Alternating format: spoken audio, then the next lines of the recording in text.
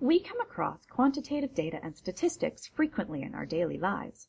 Consider election polls. They are all about statistics. Data and statistics are also frequently seen in research. Sometimes all those numbers can be overwhelming, but don't worry.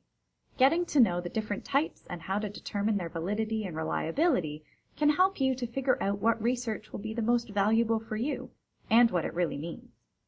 First, let's consider the data. Quantitative data is numeric and includes microdata, aggregate data, and statistics. As with other forms of research, there are two main types of data which are related to quantitative research. Primary data is what you produce from your own research, and secondary data is created by other researchers and may be published. Data comes in two forms. Microdata is unprocessed or raw data, such as the coded responses of a survey. Aggregate data is data that is combined into groups based on different measurements. They are described in the form of statistics, charts, tables, or graphs.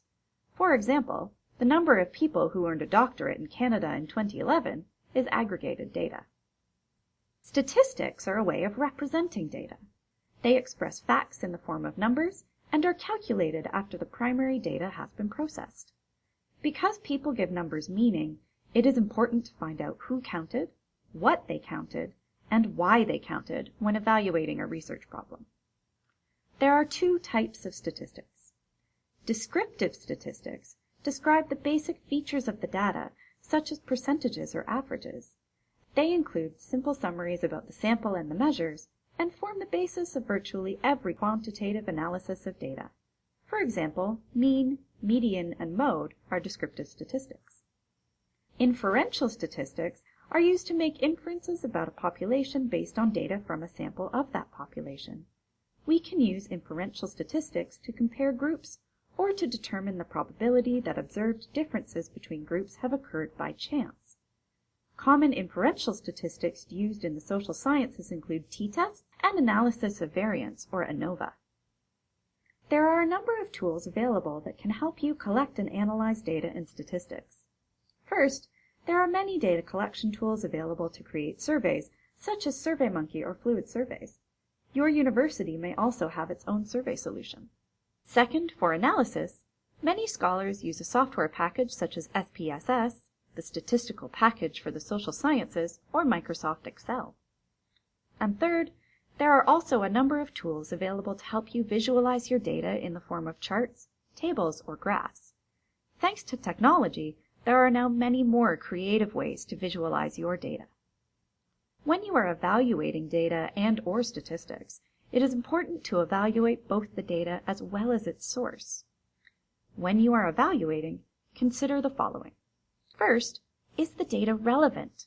Does it meet your research needs? What are the gaps? Second, are the statistics accurate?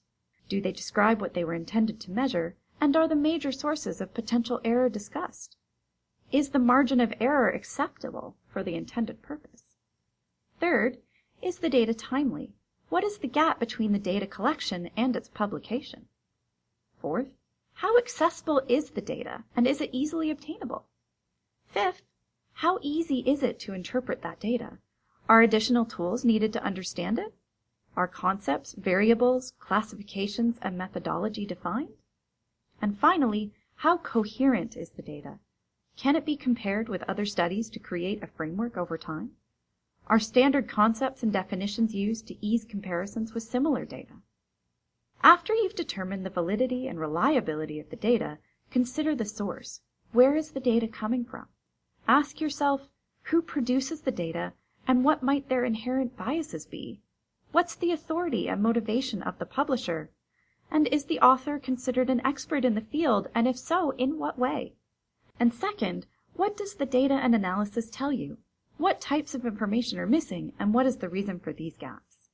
Becoming familiar with quantitative data and statistics will benefit you on your research journey, as it means you'll be able to determine the value of the data you are reading about or examining in your work.